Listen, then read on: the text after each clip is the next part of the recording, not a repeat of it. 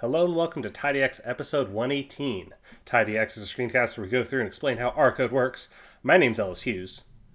And my name's Patrick Ward. And today we are continuing our foray into tidyverse, talking data cleaning, data engineering, data prepping, all of that good stuff. And we are Stuff we going do every over day. the stuff we do every day. And in particular, this is a fun one. We're going to talk about window functions today. Specifically, we'll use a rolling average and a rolling standard deviation and look back over windows of time to calculate or compute this within tidyverse. Of course, you could use any function that you want, mins, maxes, whatever you want you could think of. Whatever You could do feels that, right. but yeah, we're going to use mean and standard deviation, and we're going to do so with tidyverse. And we're also going to use the zoo package, which is a great package for doing these types of kind of like rolling window Time series type. and now, yeah, time I mean, series you can type use of it for more than analysis. time series type work, but I mean, the most common times I see rolling averages are likely around time series type data because Yes. you're collecting a lot of data like from a sensor or something like that. Yeah. And I remember like back when I was, studying bioengineering, we would do a bunch of windowing where we'd look at acceleration that we put on a person and saw what was Yeah. going on, and you have to downsample and do these windows because at the granular level it's just you can't do much with it. You need to smooth it out to try to start making some sense out of it. Yeah, that's the biggest application for me is exactly that. It's like biometric data, wearable sensor tracking data, and you're using these types of window functions. We don't have any data like that today, but in celebration of Albert Pujols' 700th home run, we're going to be looking at Albert Pujols' career of home runs, with the exception of the 2022 data because the season's not finished yet, so they don't have it in the Laman data package. And I was going to do Judge because he just broke the record, but he's only played for 4 years, so that doesn't make for a fun time series. Pujols has played for a long time, so we're going to grab his data from the Laman database. We just grab batting, which is the batting statistics. We left join it to the people data set, which is the demographic data. It's automatically going to join on the player ID information, which is the first column of both of these data sets, that player ID information. So then we're going to grab Albert Pujols. We're going to create just a name column which pins the last name and first name together. Then we're going to select the columns of interest, which are simply the name, the year ID, his at-bats, and his home runs. And then I love to use clean names in here just because I hate typing titles of columns when they have caps. For some reason, it's And just like a cleaning lazy it. thing, but I just hate it. Yeah, it's That inconvenient. or putting together where year and then capitalizations, like you have to actually Yes. remember everything Yep. Yep. because of Yep. course in R capitalization does matter. So this is a bit easier and it's much more friendly to work with. Yep. So we So get that. We got some Pujols data, and let's just do a quick little graph. We'll take his year ID on the x-axis, his home run count for every season from 2001 to 2000 or to 2021, and we're just going to geom line that. And we could see, obviously, he started out his career as most young players do, really at the top of his game, crushing the ball. And then as he's aged and had injuries and wear and tear, he sort of trailed off. But he does finish as a 700 career home run hitter. So that's pretty cool. bravo. And first thing we'll do, Ellis, you want to talk through the 3 year rolling average? Sure thing. Let's do that. So we're gonna take the pool's data. Then we're going to use a function from Zoo called roll apply. And roll apply takes a couple different arguments where we are setting up the information of how we're going to do our windowing. So the first argument is the data that we're going to be averaging across. And so in this case, the data that we care about is home runs. Then we specify the width. And so this is how wide does our window, how wide do we want our window to be? And so in this case, we're setting it to 3 years. We're wanting to look average across 3 years, and so we set width to 3 because our year is annual. Then we pass the function that we want to be using to the fun argument. Here you can pass anything I think that accepts a vector essentially, and so mean and standard deviation, of course, accept vectors, and they'll give us the mean and standard deviation back. This is nice. We recognize that like taking a standard deviation of 3 values is not super valuable, but this is for repetition for later on in this episode. Next, there's this fill argument. And this fill argument is what's telling the function, because when you take a rolling average, right, there's going to be some pieces in your data set that you don't have actual values for, whether it's the first 3. So, for example, the first 3, where do we drop the rolling average from those first 3? Or excuse me, what do you put in there for the first 2 values? And so what we're telling this function is we want to put NAs in there. Because we know that they don't mean anything. So let's put NAs in there. And then a line right, and then the other option is a line left, is what tells the function, okay, now do you put those empty values in the very front or in the very end of the resulting vector so that it returns the same length of vector. And so because we have a width of 3, or trailing. Yes, yeah. Exactly. Yeah. And so because we have a width of 3, it's going to have 2 values that are NA, and a line right says put those values, I believe, on the left-hand side, so the very beginning, and then a line left says put those NAs at the very end of the vector. And so we can run that. Then we're going to throw this into ggplot so we can visualize this. We're going to set the x-axis to be year, the y-axis to be the home runs that we calculate. Next, we're going to add a ribbon to kind of color it and make it look pretty nice. We're going to set the y-min, so the bottom of the ribbon, to be the rolled average that we have subtracting the standard deviation, and then the rolled average, and the top of the ribbon being the rolled average plus the standard deviation. We're going to have it be light gray, kind of see-through. We're going to add another line to show us the rolling average, and it's going to be dashed, so it's we can differentiate that. Add a line for the for the actual average of every year. Add points for every year. We're going to annotate it going, okay, our observed home runs is a solid line, and then our 3-year average rolling standard deviation, or excuse me, our 3-year rolling average is a dashed line. Here, we saw this annotate trick from pretty early on in TidyX, actually. Yeah, that was a good one, and I use it every day. we kept it around because we thought that was pretty nice. It's a nice way to include your legend when it's not really a legend in your plot here. And so you can see here our 3-year rolling average starts on year 3 because we have fill as right. So we want everything's shifted over, so it's aligned on the right-hand side.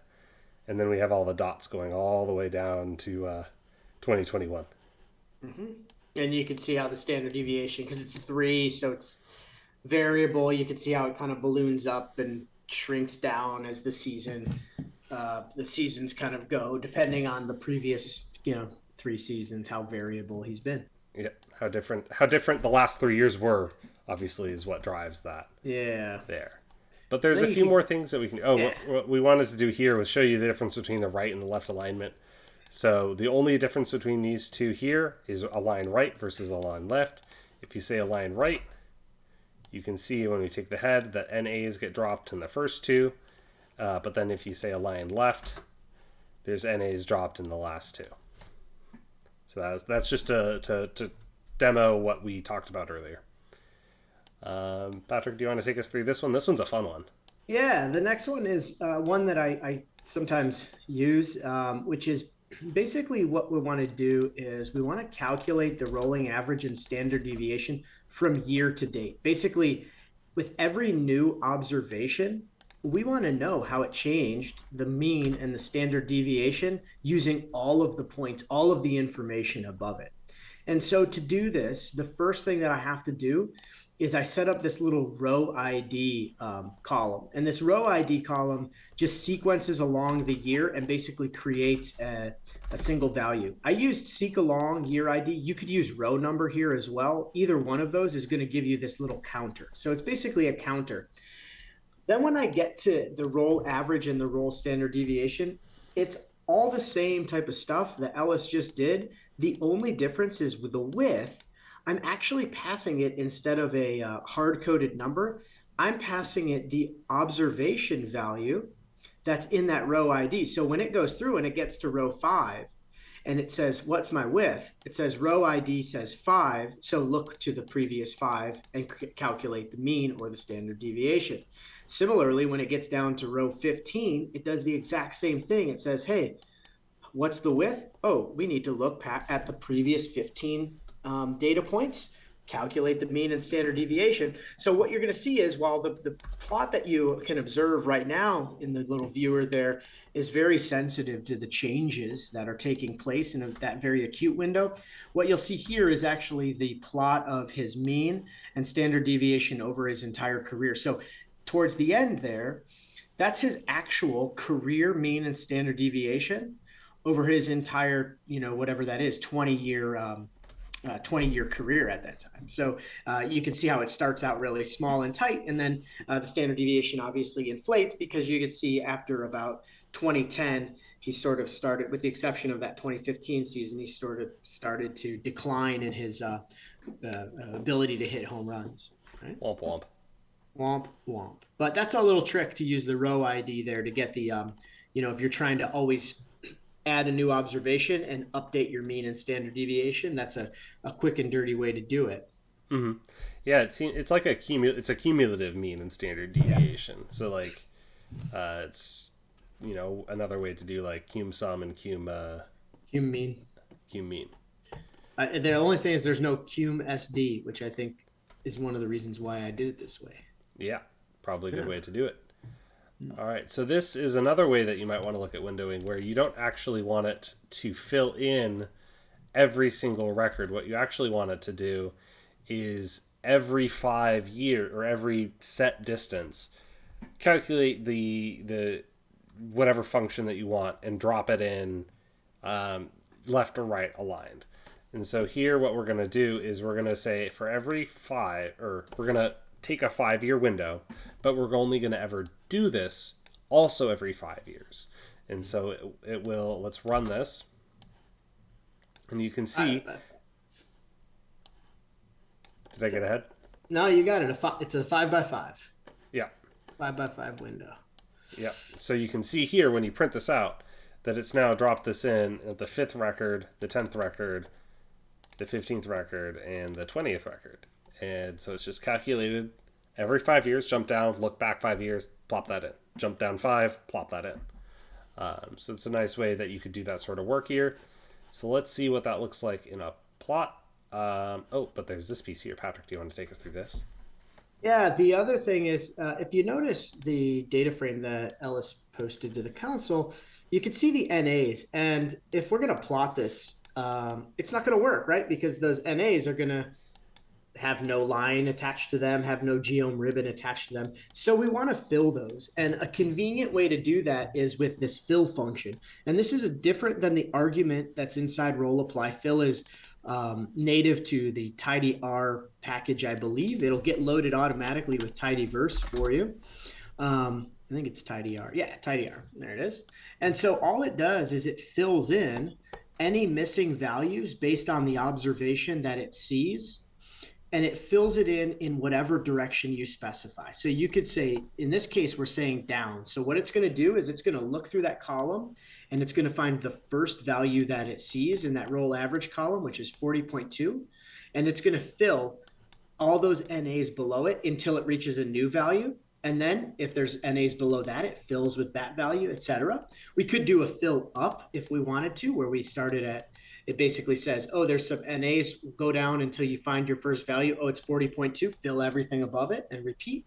Or you could do up, down, or down, up, which basically starts to then look up and down depending on what it finds. It starts to deposit those in. In this case, we're going to leave the 4 NAs up front, and we're going to tell the fill to say, hey, go to that rolling average column and fill downward. So anytime you see a value and then NAs after it, drop those numbers in, and it just slots those in. And when we run this, it's the exact same plot that we ran before. We can take a look at the data frame, but there you can see it so that you see what it looks like. And now we get this sort of stepwise plot that we see that's tracking the 5-year mean and standard deviation with no overlap. It's every 5 years slotting in a value.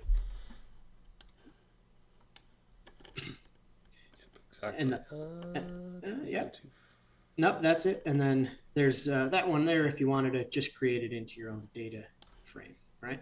So Yes. if so this one is basically saying we're going to do the same thing, but instead of mutate and adding it to our data, we're going to use summarize. And basically all we're doing here is we're creating its own data frame. So if we wanted to create like a again, if you were doing signal processing of, let's say, like thousands of rows of an accelerometer or something like that, you might want to downsample that to 100 rows. So you might want to create its own data frame. And so we do the same thing here. We just use summarize, which basically is going to shrink it down. And at the end of that, I just add this mutate and I say, I want to know the observation group number. So I just pass it this row number counter. And that just gives me a sort of like, okay, I see that, 40.2 and 4.76 were the observations of the first five, the second five, the third five, the fourth five. So that's really important to know. The other thing you could probably add there is an N to get the count, because obviously like the fourth observation only had three observations or three values in it, right? There wasn't a full five, I think, yet. So right, because it's so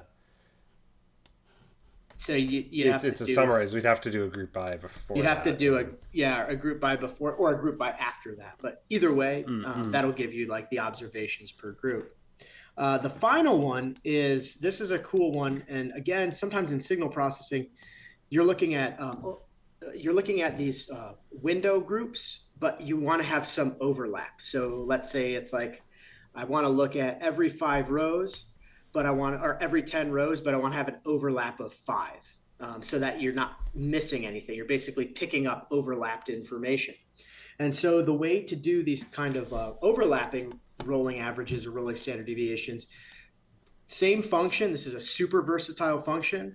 Everything is the same here. Literally the only different thing that we did is we changed the by column. So we're saying we want a width of 5, but we want to do it by every 2 rows. So if we go ahead and run this, what we'll see is now we have every 2, basically the first 4 values are NA, and then every 2 rows, we have a look back of the last 5 years. And so we put the little math arithmetic in here so that you can see what it looks like. So the first 5 are 37, 34, 43, 46, and 41 divided by 5 is going to give us 40.2. Similarly, if we then go there and look back and we see, 43, 46, 41, 49, 32, divide that by 5, and we get 42.2. And that's just going to continue on for the length of our data set. That's if we want to keep it within the actual observations. If we want our own summary table, again, we just use summarize, and we just use the summarize function, and then we add that little mutate the row ID counter in there, and we get all 9 of our observations. And this would be a window of 5 years with an overlap of every 2. And that's a little bit really be functionally an overlap of 3 years between every year there. And then we can plot this as well using the same sort of plotting we've been doing. I'll say. And we use the fill function there to fill in the missing values, and we get something that looks a little less stepwise than the previous one, because remember, with the overlap, with the by equals 2, with the overlap, we're now containing some of that information from the previous 5 groupings, so it smooths out some of that stepping. Yep. Mm-hmm. And handles that a little bit. Yeah. Sweet. So that's a quick look at windowing using tidyverse and the roll apply function from Zoo, as well as using fill to fill down and make our data more complete.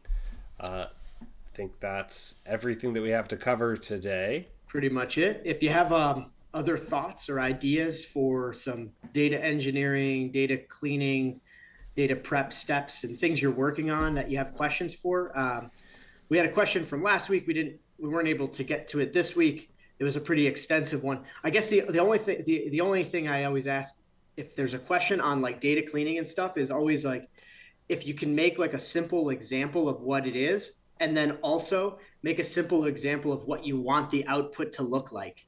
That's super helpful, because engineering a data set is like, okay, if you're going to analyze it a certain way, how do you want it to look? And then if you could show me how it's supposed to look, we could kind of like work from there. So Yep, if there's questions, exactly. that'd be, you Start, know, yeah, looking at the problem space that you got, and then trying to put it together, as opposed to going, oh, you've got a problem. Okay, well, do this, I guess. I don't yeah, know. I'll take a guess. Yeah. It's a lot easier, yeah. If you want to send us some data that you want us to look at, as well as your problem, as well as what you want to get out, that would be super helpful when you submit.